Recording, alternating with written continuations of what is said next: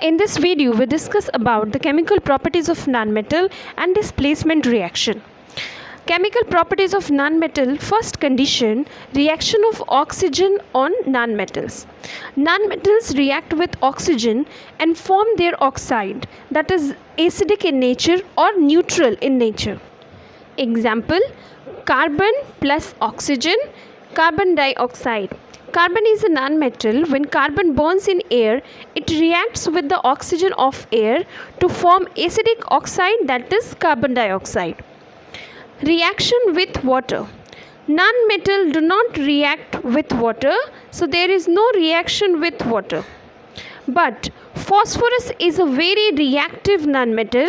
It catches fire if exposed to air, so it is stored in water. Reaction with acids. Nonmetals do not react with acid, so there is no reaction. Displacement reaction. Before we discuss displacement reaction, let us first understand the reactivity series of metals. In this reactivity series of metal, the most reactive metal is placed at the top, whereas the least reactive metal is placed at the bottom. Means potassium is most reactive metal and platinum is the least reactive metal.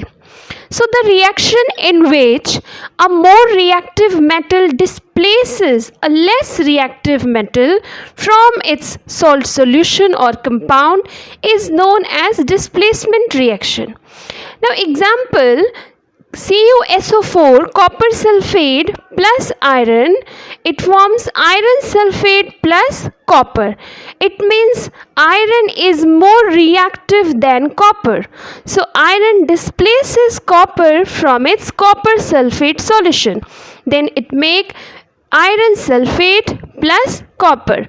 Similarly, Mg plus H2SO4, it MgSO4 plus H2.